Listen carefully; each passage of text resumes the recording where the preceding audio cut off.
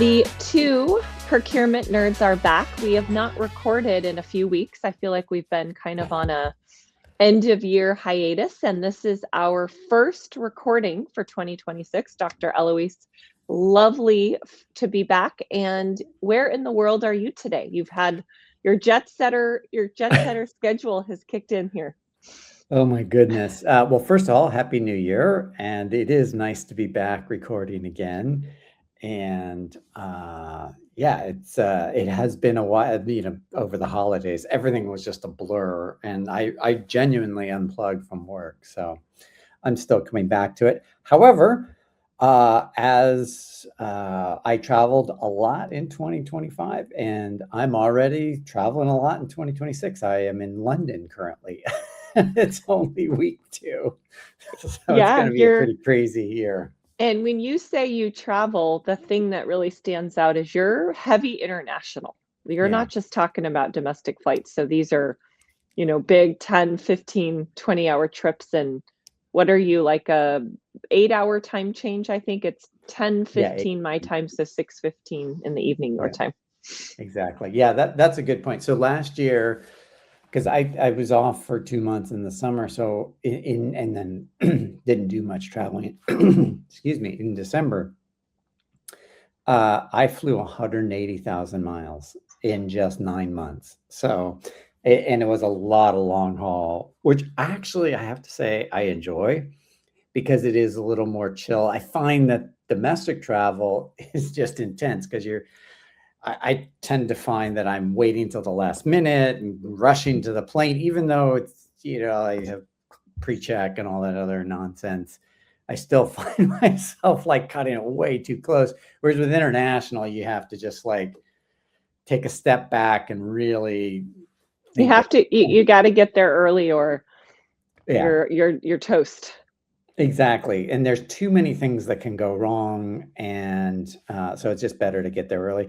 And then the planes are bigger, they're smoother, they tend to be more on time because there's more time to catch up. If it's a 2-hour flight, if it's delayed, you're not going to make up any of that time. But if it's a 10-hour flight, you have the time to catch up. And so yeah, so I do, and it just tends to be a little more of a more enjoyable experience, even though it is long. Do we know how many nights you spent on the road last year? You gave us your mile count. Do we know hotel room nights for the year?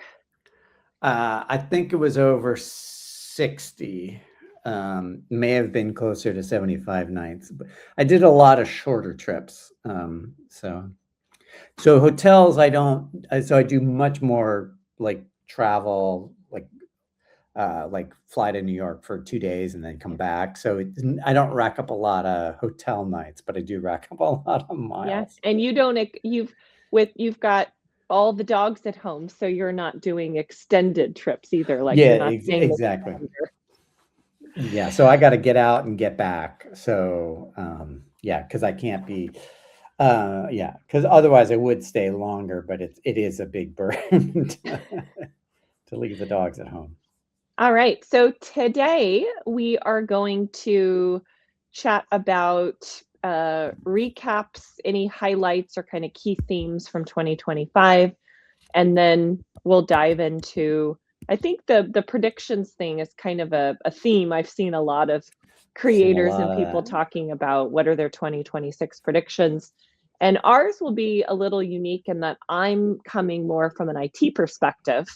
And Dr. Elouise, you're coming more from a digital futurist kind of supply chain procure tech perspective. So let's dive into 2025. Let's have you kick us off there.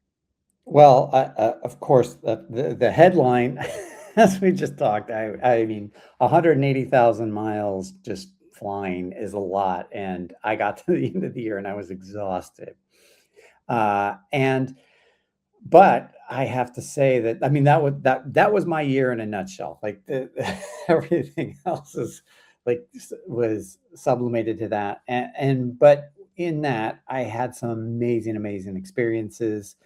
I flew, I went to Germany and Amsterdam and London and Sao Paulo and Australia and New Zealand. And I mean, so I had some amazing experiences. And I think my main takeaway is how much I love just meeting procurement and supply chain people all around the world. And I have to say that I didn't, sometimes we get into our bubbles and like, I'd fully admit I'm in a DPW bubble. I'm in a Bay Area bubble. I'm in a, whatever bubble. And to get out to Brazil and to get out to Australia and New Zealand, meet people who are really, really passionate about doing procurement. That was probably my eye-opening moment. Yeah, and I still have not made it to a DPW event, and with their expansion, right? I think we're going to see them doing a little bit more in the US. So if I have the opportunity to hop over to one of those next or this year, definitely something that I'd be interested. I know they've been kind of New York East Coast focused, not as much Bay Area and West Coast yet, but. Well, so we'll put a goal for you to get to a DPW event, and then I'm foreshadowing a future podcast episode.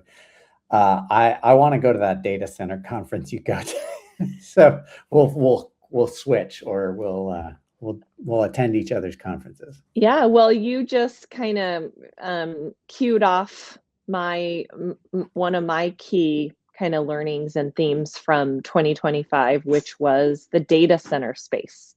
Mm-hmm. So data centers was something new for my company. In the IT asset management world, there's a lot of assets that are involved in the data center space. So think about everything that goes, for example, in a rack. You've got the racking, you've got all of the equipment, the cooling, the servers. So I was able to attend 2 data center conferences this year. One was in June in the Bay Area, and the second was an organization called 7x24, which I highly, highly recommend for those that are listening that are at all interested in learning more about the data center space or getting more involved. It's actually a nonprofit organization that was started 30 years ago, and it has just exploded over the last few years with the rise and focus on the data center space. But they do a major spring and fall event. They do a couple regional events throughout the year. They also have a women group, which I loved getting to meet all of these really cool, impressive women in the data center space. And they do some, I think it's every July, they actually do I think it's called Women in Mission Critical Infrastructure, but it's got a heavy data center focus. So that was something that was a key highlight of my year, being able to learn about a totally new industry and a new space. And just a couple themes that came from that is AI is stretching every single limit when it comes to data center. And those 3 themes were speed, scale, and power. And the mandate is to build smarter, not just faster, with efficiency baked in from day one. And power availability is by far the #1 driver right now in the data center space. Nothing else matters if you can't get sufficient power, the location, the infrastructure. That is kind of the main driver right now, which is why we're seeing certain states being targeted because of their power resources. And then you've got the community backlash and uprising in some places that are protesting. They don't want the data center coming into their space, potentially messing up their power grid. Another key kind of pushback from community is they feel it's actually not going to drive a lot of jobs. Because once the data center is built, now the building of it is, quite a bit of labor involved, but once the data centers are built, when you're seeing kind of where data centers are going, a lot of it is automated and can even be controlled, virtually through different systems. So there's this whole concern that it's going to take up massive energy, massive space, and then it's not even going to generate that many jobs. Yep. So that was just an incredible learning, something I am very interested in and continuing to follow. I hope that I'm able to participate in a couple data center events this year in different capacities. And again, the 7x24 group is something that they actually have a chapter here in the Bay Area, and something that I'll be looking into. So data centers are impacting all of us, whether or not we are actually in the AI and IT space, and it's something that we should all be thinking about and prioritizing. I couldn't agree more. And like I think with I think we were doing an episode on you were talking our first one, you were talking about your experience at the data center conference. I can't remember which one of the two it was, but San Jose. That was the June one in San Jose last year. yeah, and it was so fascinating. And I realized that a lot of my work sits data center adjacent. And I've become obsessed with, well, not obsessed, but certainly really interested in this, especially the energy. And in my travels, everybody's talking about that. Whether it's in Brazil or New Zealand, or because everybody wants to build data centers, and most cities, counties, states, countries don't have the energy infrastructure to scale data centers. And I would also argue I have a really big bee in my bonnet, as it were, about the importance of supply chains as national security assets. I think I would put data centers up there. And I think that was one of my aha moments when we were talking, is that data centers have to be considered a national security asset, not just for the US, but for any country. And the more you start to think about what is national security or strategic national security, I just find these two topics fascinating.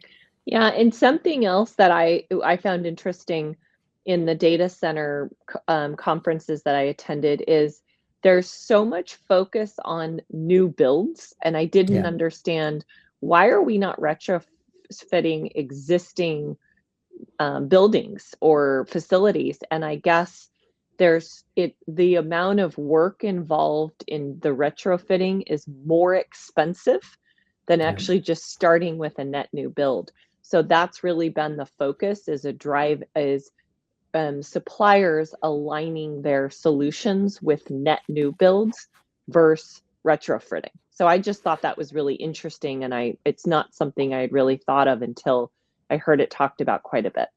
Well, it's an interesting intersection, because what you just said is what's underlying that is data centers are going through massive technological innovations too. The problem is it's a physical asset that has to transition, whereas something that's digital, you don't have to like break concrete or drill into the ground or run new pipes. You might have to recode something from scratch, but I think that's where like the legacy problem comes in. It's that physical to digital interface that is very much in data centers. Mm-hmm. All right, what's next on your list? Well, in June hit my 25-year anniversary at Kearney, and so that was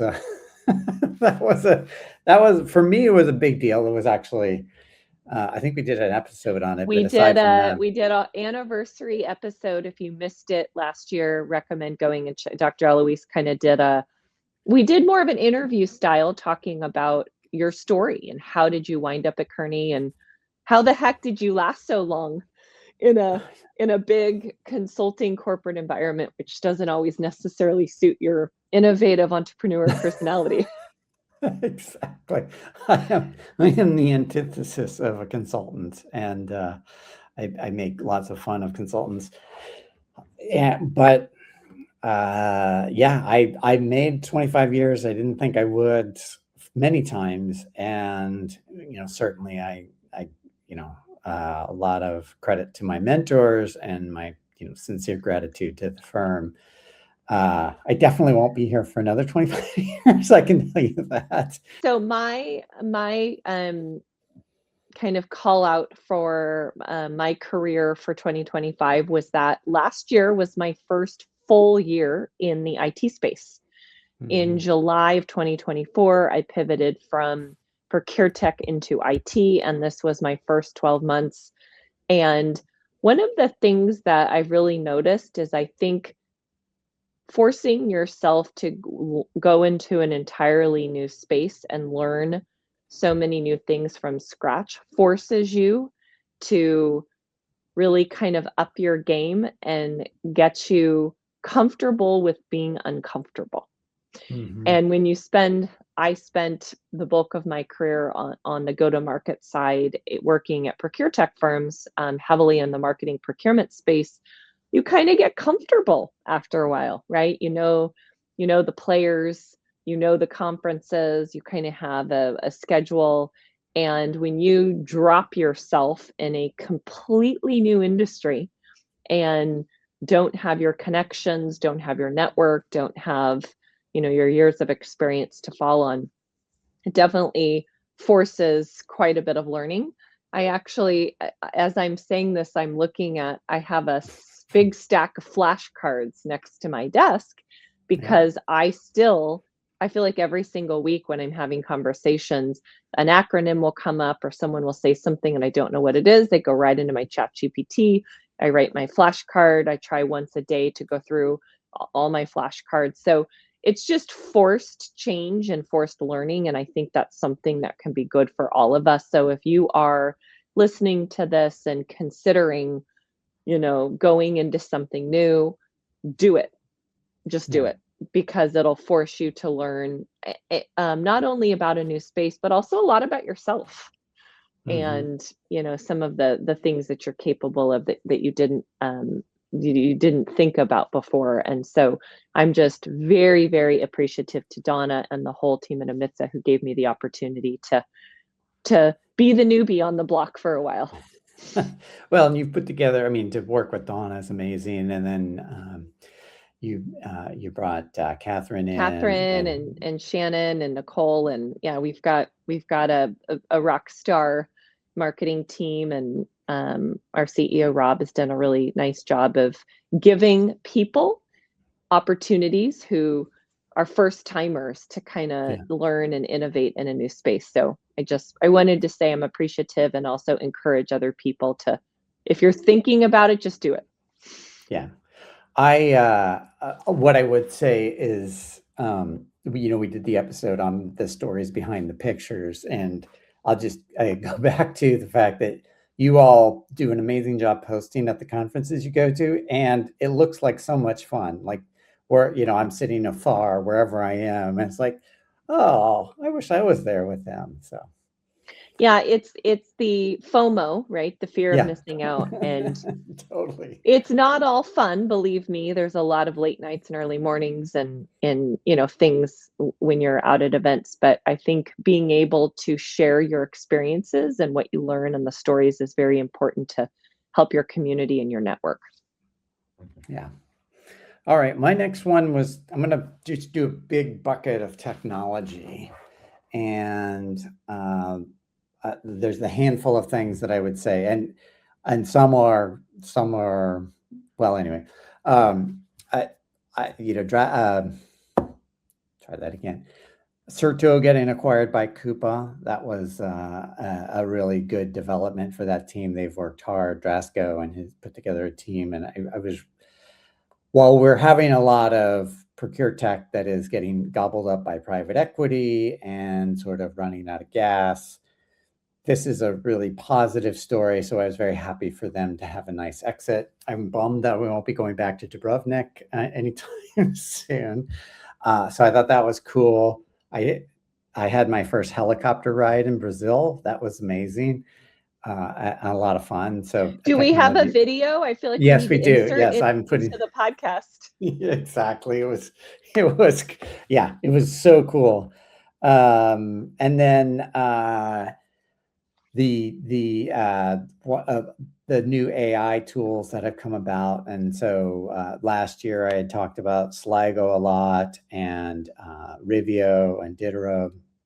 So they made great progress. And then Flip Through is a new one that I saw that I've become obsessed with. I'm just really happy, or really excited by what they've built, or Irwin's built. But then the coolest thing was, and I can't remember, I think we did talk about this, is at DPW Amsterdam, Vodafone had a booth, and they had this Gen AI photo booth where you would go and take your picture, and then the Gen AI would put you and your And I friends. forget, you sent me a cut. Were you in a disco outfit? Yeah, exactly. And so yeah, so there was a disco scene, there was a spaceship scene, there was a working in the office scene. So Vanya Petrovic and I did we did this, and it was just so much fun to see Gen AI and the physical world merging. So so yeah, that was the coolest technology, or the cool technology. By the way, I just have to say that disco photo, I threw it into Gemini VO to do. It took that image as a still image that was Gen AI created, and then created a video. And that was wild. You have to send it to me. I don't think I've seen the Dr. Elouise Yeah, no, I disco video. haven't. I held that one tight because we did a really good job, but I'm kind of embarrassed by it. But So my kind of technology learning from 2025 is that AI is still a lot of hype.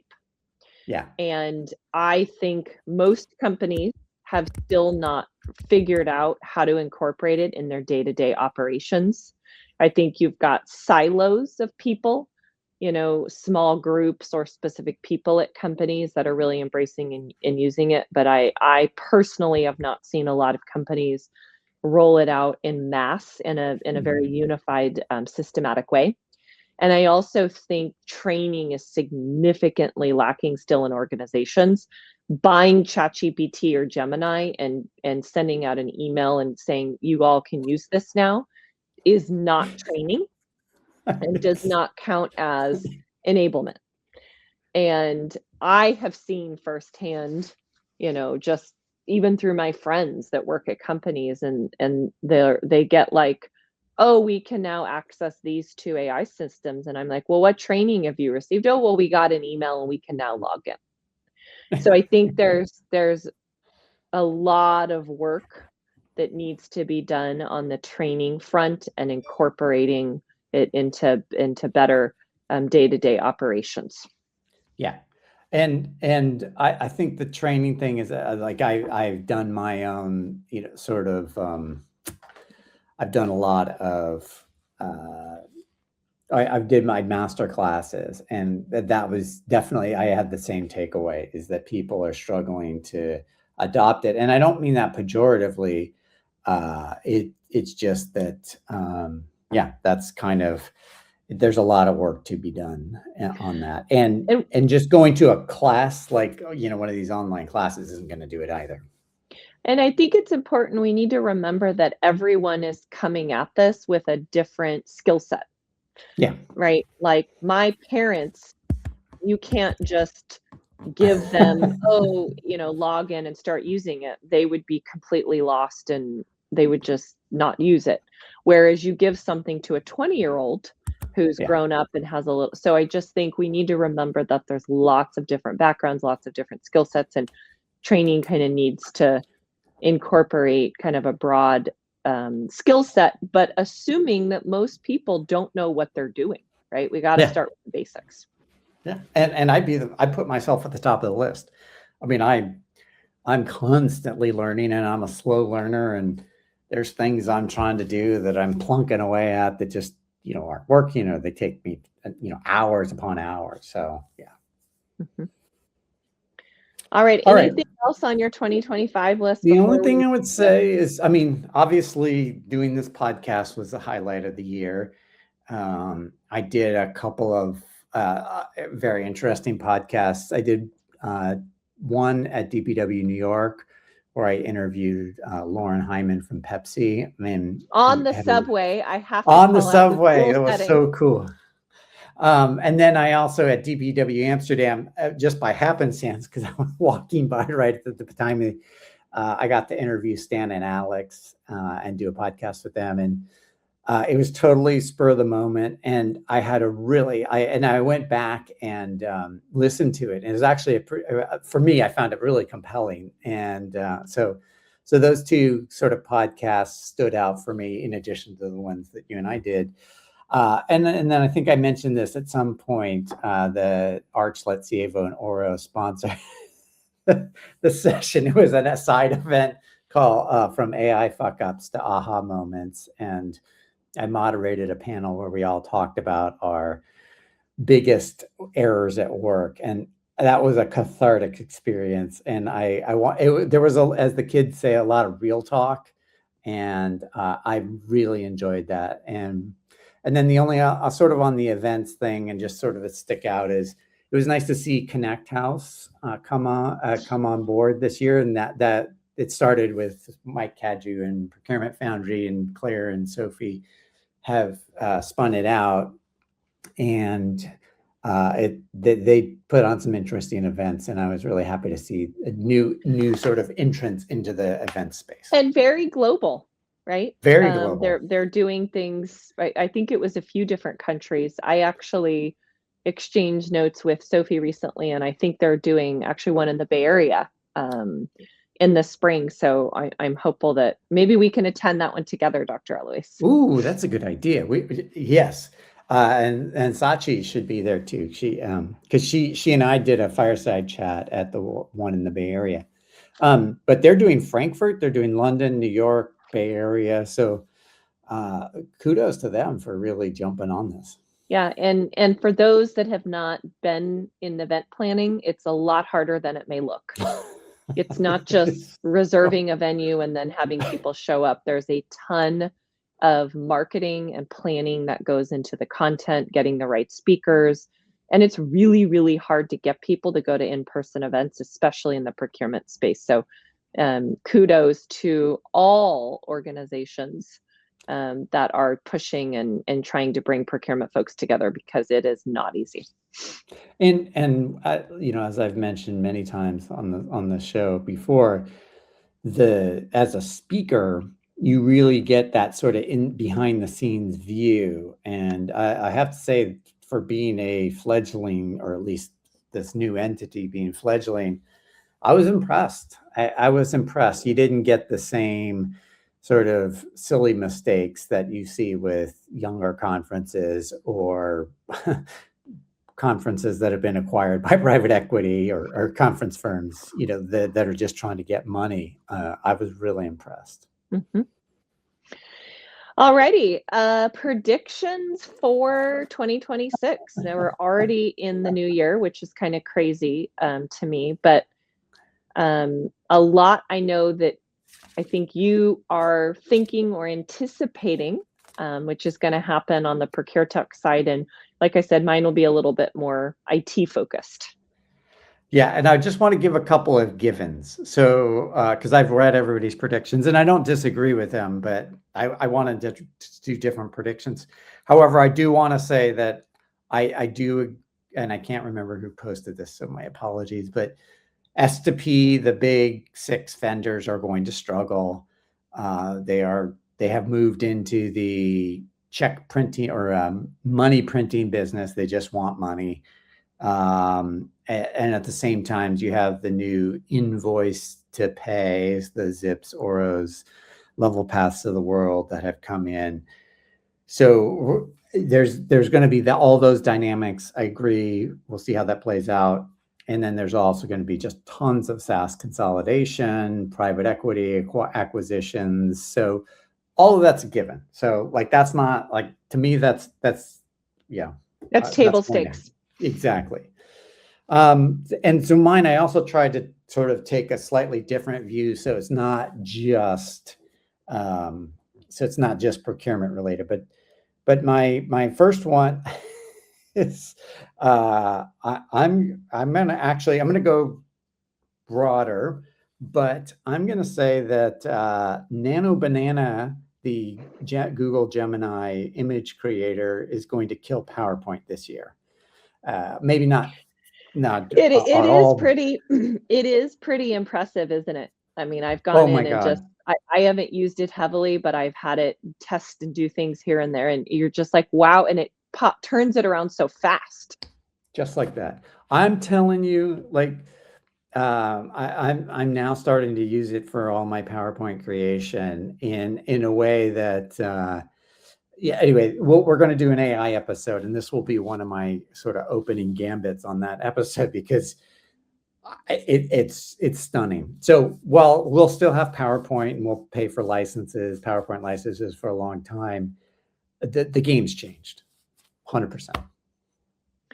All right, my first prediction for 2026 is that finance is going to be more and more involved with the IT budget, and they're going to continue to push system consolidation. CFOs are coming in and looking at, okay, we're using, 20, 30, 40, 50 different systems. That's a lot of systems. It's a lot to manage. It's hard to track. Hey, CIO and IT team, let's take a look at this and see what we can't do to consolidate. So if you are an IT provider, you better figure out your differentiator and how to articulate it and make sure that IT team knows that and can argue that value and explain that value to the finance org. Yep. I absolutely. One of the, I mean, we talked about this in our Doge episode, the Doging of procurement. One of the things that Doge found was all these unused licenses, duplicate licenses, and I mean, leaving aside the politics, I mean, imagine that in every corporate environment, there has to be yeah, 100% agree with that. All right, my next one. I would argue that there is going to be no AI bubble crash this year. Everybody's predicting it, and everybody's talking about the 6 companies that are all sharing money with one another. I don't think it's going to crash. I'm happy to be wrong. Well, not happy to be wrong, but we'll see if I'm wrong. But I have a feeling that we've gotten into this groupthink about the fact that AI is going to crash. But the reality is AI is one of the economic engines for at least the US here, and I would argue elsewhere. So I don't think it's going to crash like everybody's saying. So, and I get my Crunchbase updates, and that's a group that goes out and reports on private equity and investments. And the big call out from their 2025 data was the massive amounts of data that's going into AI companies. We're seeing larger investments in less companies, and it's primarily focused at companies that are in the AI space. yep. All right, my next one is closer collaboration between FinOps and IT asset management. So FinOps, just for folks that aren't in that world, let me quickly explain the difference between FinOps and IT asset management. So ITAM tells you what you have and if it's compliant. So I have this many laptops, this many cell phones, this many software licenses, and are you or are you not in compliance? FinOps tells you what it's costing, who should pay, and how to optimize it, especially in the cloud. So FinOps is going to become a higher and higher profile group within companies because of the cloud spends exploding. So think Azure, think AWS, think Google Cloud. So I think we're going to see companies forced to have better collaboration between ITAM and FinOps teams. I would actually not even be surprised if some companies restructure and reorg, or they actually mold and morph into one team instead of working right now. A lot of organizations, it's 2 separate orgs with separate leaders, and you've got what ITAM owns, what FinOp leads, and then you've got your co-ownership bucket for things like cost allocation, waste reduction, government and risk, and technology value management. But I think that siloing is actually doing a disservice to organizations. And I think we're going to see a lot more collaboration and combining of those two functions this year. Yeah, that makes sense. And yes, I would 100% agree with that, because one of my sort of theses this year, unrelated to predictions, is just looking at how AI is going to force these rigid silos of organizational silos, and it's going to force us to reconcile. And that's the perfect example right there. Yeah, and I think right now and historically, FinOps has kind of gotten the attention and the spotlight a little bit, and ITAM is more just kind of grunt working in the background. And I think by combining, you're going to get just much better productivity and visibility across the organization with those. So I'm excited about it, and I think my friends in the ITAM world and in FinOps, while probably maybe a little cringy and scared thinking about that, I think in the back of their minds they're thinking, yeah, that would be better too. Yeah. Okay, my next one is, I think 2026 is the year. And by the way, my predictions are sort of like, they're not going to all come to pass in 2026, but we'll start to see that tipping point. So 2026 for me, I predict that this will be the year that the gig economy crashes, because between AI, autonomous robo-taxis and autonomous robots and whatever else is going to start chipping away at a gig economy that is already at capacity, because so many people are using it to survive. And so I think we're going to just see a completely different landscape around the gig economy. So, Dr. Elouise, does that mean you think a lot of these short-term, flexible type jobs are going to completely go away? Well, yeah, that's a good clarification. So like the fractional jobs, I think that's going to perhaps even grow, because that makes a lot more sense versus hiring one person and you're stuck with them. But where I was going was the Uber drivers, the last mile or sort of last mile delivery, Uber, Lyft, but also Fiverr and Upwork and some of those things. I mean, so those are more, I think of those as like very project based. So you think like a Fiverr, that's going to be heavily impacted. Interesting, but you think with the fractional, where you're under a longer term contract, but you're not a full-time employee, will actually flourish. Interesting. Yeah, so that's a good distinction. I like that. But sort of the hourly or the point-to-point ride or the point-to-point delivery, the DoorDashes, or the project-based work. But yeah. And then the question becomes the millions of people that are in this more hourly, very, very short term. How are they going to repurpose their skill sets and find other work? I think we're going to have a very, very scary job market this year. Well, and that's why I'm flagging it, because it's like I want to like highlight it, because I think this is going to be.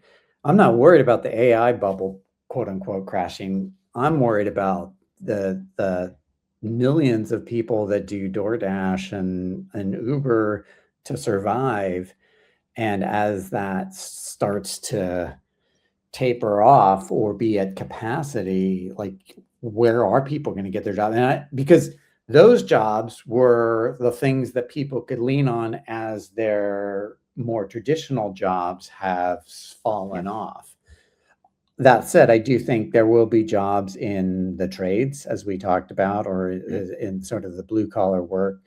I think that we will see more manufacturing. I think it'll be different kinds of manufacturing, certainly much more in like the 3D printing. I follow a guy that on social media that runs a 3D printing farm. So there, I think there are going to be other things. I don't want it to sound like doom and gloom, but I also want to say that I don't believe that the sort of what we think this year, like what we think like as a given is not going to be the same. So my next one, which kind of relates to this, kind of doesn't, is I think we're going to see a massive pivot to consumption-based pricing. And what does that mean? I think organizations in particular are going to have AI bill shock. I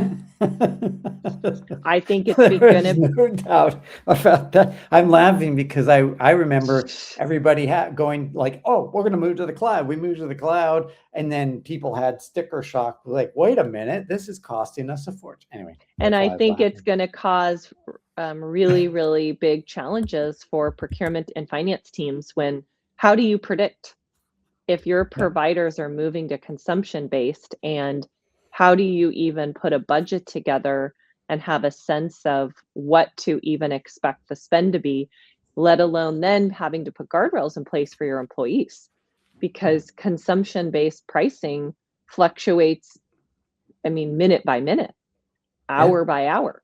So I think that's going to be something that suppliers need to figure out, are going to have to figure out how to price, and companies are going to have to figure out how to manage it.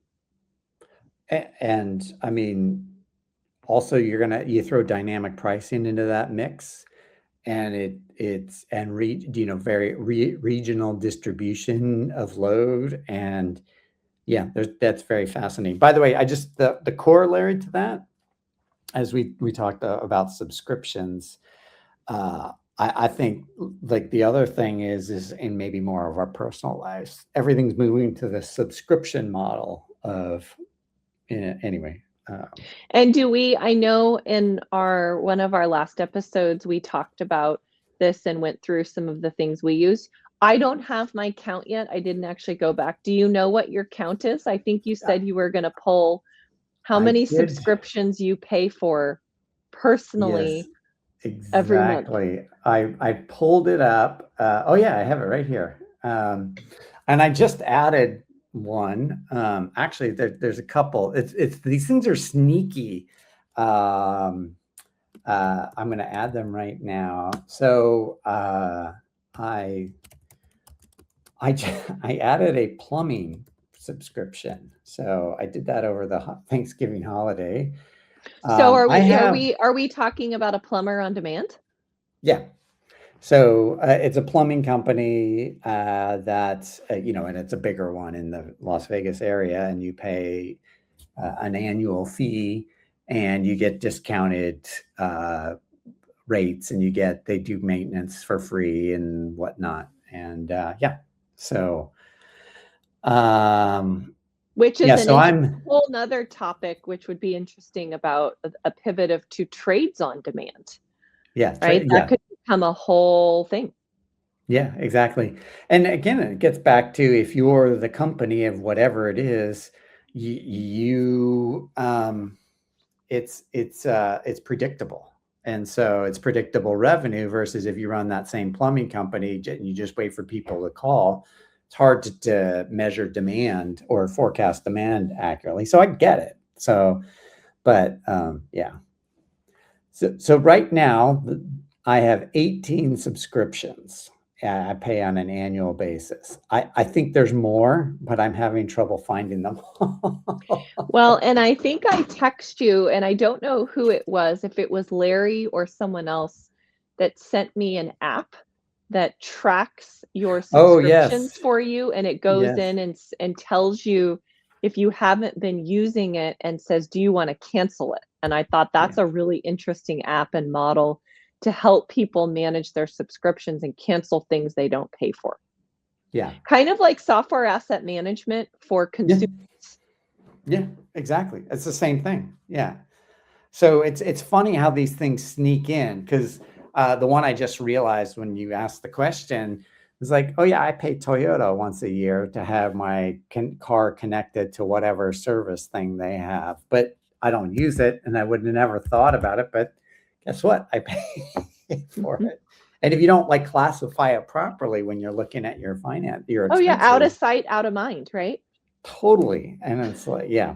So All right, I've got a couple more I do too. on my list. So my Yep. next one is that AI is going to be a board level initiative at companies, and I think it'll be in the top 2 at almost all organizations. Yep. And I think the board focus is going to be around AI governance.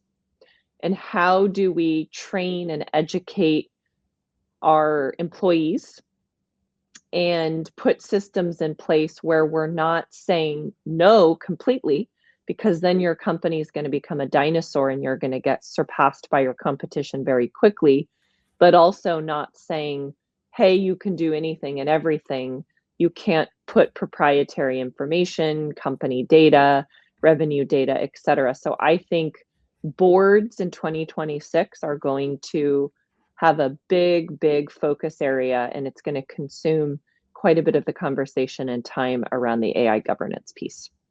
Which also gets to, I mean, the training topic you brought up, because who's training the board members? And like, we have to really think about what I agree they should have that oversight as board members, but like, do they have the knowledge? And I just say that as having witnessed, sort of, let's just say, governmental oversight and that don't understand the technologies that they're regulating. Which I think will force organizations to be more stringent about filling board seats. Yes. And potentially former CIOs will be even more in demand now, or senior IT folks, getting them on boards because IT should and is heavily involved in AI. With just one little caveat, that they have to be forward thinking and more innovative, not the ones that manage your SAP or your Oracle implementation for 20 years. Yeah, I think you're seeing a new age of a lot of leadership, and I think we're seeing a new age of technology leadership, which is forced to be much more progressive and innovative and AI focused. I think we're going to see 2026 is going to be the year we see a legitimate competitor to LinkedIn.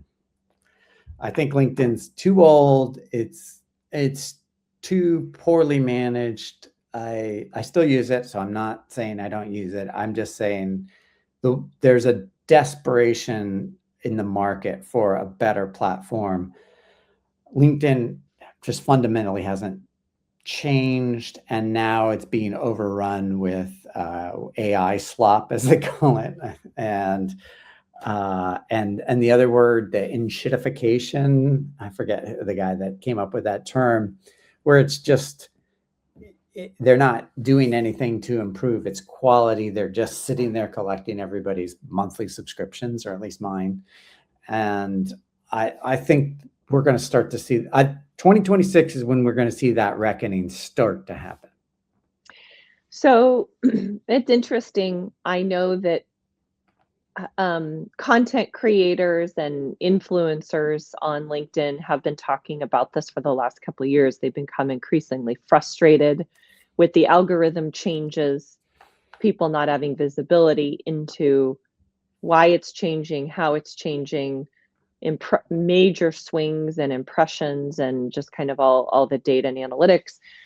Yet there has not been somebody who has been able to do it in 2024 and 2025.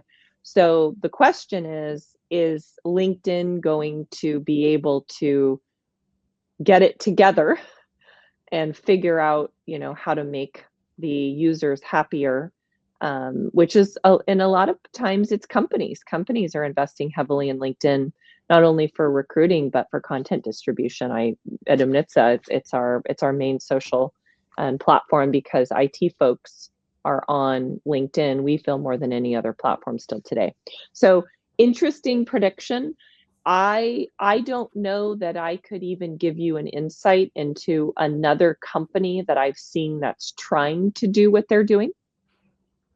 Right? I mean, you've got all the other social players that potentially could, but B2B is very different than B2C. I 100% agree, and I'm not saying I've seen anything, but I've just, with so much dissatisfaction, there's such an opportunity there. Somebody's going to crack that. So we'll have to do a check back on like 6 months and see where things are at with that one. My next one is around data. This is kind of broad across just all organizations in general, but with the surge of AI and implementations, depending on the quality of your data, and a lot of implementations, AI implementations failing or not being as successful because of bad data, I think this is going to be the year where data is everything. Literally, I want to call it the year data is everything. And without having good data, I think you're going to see AI initiatives continue to fail. The companies that figure this out are going to far surpass their competitors because they're going to be able to leverage and incorporate AI. And I think we're going to see organizations investing in solutions for increased data visibility and data cleanliness. I want to add one nuance, and when we do our next AI episode, I want to sort of tease this apart, because I agree with you, or I don't disagree with you. What I would say though is, if you like, as a content creator, I've used AI to help me build my sort of thesis and my outline for my new book, or for a new book I'm working on. And then I did some writing offline, and I've had AI help me enhance that writing.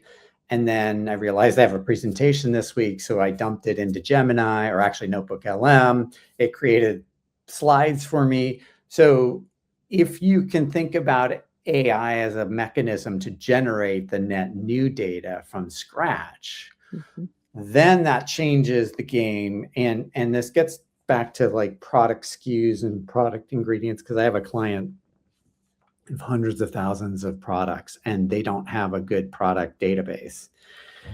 And you know, the flip side of that is, you could just take a picture of every medicine box on a store shelf, and use AI to extract all the ingredients. And so I just want to flag that AI can be used to either create good net new data, or to use it to fix, or to sort of get at clean data in a better way. And I don't want it to become an excuse. I would then throw out, how important is your historical data? And I would say exactly. In some industries, it's still very important, and maybe in some industries, it's not as important. So if you have historical data that you're pulling from, I think the visibility and data cleanliness becomes even more important, because you can't just go and create net new. Yeah, and like, so I'm just gonna, this is random. I've got this, I bought this at the airport, Aveeno, there we go, Aveeno hand cream. And so what does it have on it? Like, I can see there's probably about 12 ingredients: water, glycerin, a bunch of things I can't pronounce. So I can build that. So if I'm, shout out to Kenvue for that product. If I were to build a profile of 2.5 ounce Aveeno hand lotion, then I could get the size, the ingredients, and build a net new record. But to your point, the historical sales information and all that, and the distribution networks and but the question is, can I build it net new just with this, and then add that other data on? Or, because oftentimes we get stuck in this cycle of, oh, we have to cleanse, and like 5 years later, the data is still dirty. Yeah, I feel like there'll be some data episodes in our future this year. No doubt. All right. Just for time check, I have 3 more. So Okay, I have 2 more. 2 more. Okay. I think this will be 26 will be the year we see legitimate AI employees that you can dial up and they become part of the team. So people managing agents versus managing humans. Yeah, and I would even say employees being like one step more sophisticated than agents, where I view agents as kind of fit for purpose, read my contract or update my contract, but actually an employee that sits there every day and does a set of tasks and oversees, and probably more of a manager of agents, but sophisticated. Instead of hiring somebody, I hire an AI employee. So, and a kind of interesting twist on that is, as a marketer, one of the things we have to start thinking about is agents and going to websites and pulling information for their leader instead of it actually being a human. Yeah. So Exactly. thinking about optimizing your content and your websites for agents instead of humans, which kind of blows my mind. Yeah, I'll be the first to admit I'm struggling with that too. I'm with you on that, but I'm struggling. All right, my next one is software asset management is still a free-for-all for a lot of companies. And I think we're going to see a real focus on identifying software redundancy and making changes to drive actual savings, which again ties back to my previous point around good data being needed for visibility, in this case, rationalization. But I think we're going to see a big focus on this year as companies really need to get their costs under control. And this is often low-hanging fruit. And a way to do that, because we're going to have, again, I think this AI bill sticker shock that companies are going to have to figure out how to handle. Yeah, undoubtedly. Okay, I'm going to say that and this is something, again, a bigger trend. I'm arguing for the rise of analog technology, or not technology, the move away from technology to analog. And this is something I've been tracking for a while, and something I think we have hit that we've gone too far on digital, too far on AI, too far on everything else, and there's going to be a backlash, especially amongst the youngins. They're just like, okay, I'm done with this. So, and when you say analog, what do you mean? Going offline, not being connected to the phone. We've talked about digital detoxes before. Doing things, maybe even colleges and universities and schools will go to more back to paper and pencils or blue books, or things where and I'm not saying it's going to we're going to step away from all technology, but I just think there's going to be this sort of analog backlash. And you see social groups now that get together and just read books, or play backgammon is one I saw recently, and just maybe even we'll see paper maps again. AAA would love that. That was their thing, God, yes. right? When we were growing up, you go to AAA and you get your maps. When you said that, the reason I asked for clarification, the first thing that came to my mind is writing handwritten letters. Yes. When you said going back to analog. Yeah. Yes. And perhaps the post office will love that, because that'll give them relevance. If the post office is still here, and Amazon hasn't taken over, or FedEx or UPS has taken over what they do, which I would not be surprised if that doesn't happen in our lifetime. I think we should put that on our 2028 list. All right, my final, I don't know if I would say as it's much a prediction as something that I'm definitely going to follow and track. And we talked about this before we started recording, and I know that we're going to talk about this in a later episode. I think data centers are going to be a huge focus and priority. in 2026, I think they're going to consume a lot of political and community effort and time.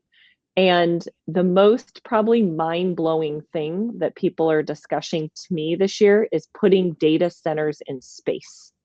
So they're not actually thinking about putting them on Earth only, but also adding the ability to not put them on Earth and put them in space to optimize speed to market and optimize the energy and a lot of the significant resource drain that we're experiencing. So that's just crazy to me. There's been some podcasts that I listened to talking about this. This has been a big discussion point for Elon Musk and his SpaceX. And I think this is something that I know that I'm going to follow this year. Yeah, I'm fascinated by that. All right, my last one, and I'm going to close with some talking about myself, which is my favorite topic. I predict that I'm going to like go on an epic rant. I have tried to, and like maybe even have a complete and utter meltdown. I am because and it's sort of related to AI and procure tech, because I am seeing, I'm frustrated with a lot of what I'm seeing, and I try not to be so negative because a lot of the stuff, almost everything on LinkedIn and sort of, it's just negative. So I try really hard not to contribute to that symphony of negativity. But there are going to be plenty of opportunities for me in 2026 to have to like really hold my tongue. The one that hit me at the end of the year, which I was like gripping, I just needed a break, is, SAP's launching their new Ariba in 2026, or sort of like they're sort of soft launching it now. And there's many of these SaaS companies that are trying to be more than they were, and SaaS companies that are trying and data. It's going to be all I can do not to just like record a just blistering thing that. I feel like we might need to name the year of 2026 to be the year of the Dr. Elouise rant. But it's been a long time since I've gone down the ranting path, but I have a feeling that's what I'm watching for, and I'm scared for. All right. Well, I think as we close out with Dr. Elouise trying to keep her cool for the next 12 months, drop us a note in the comments if you have any specific topics that you would like us to discuss this year, any themes, anything that's top of mind. I think you'll see a lot of AI, a lot of data, a lot of data center kind of themes throughout our conversations this year. And with that, we are excited to kick off 2026 and hopefully share some insightful thoughts and information again throughout the year.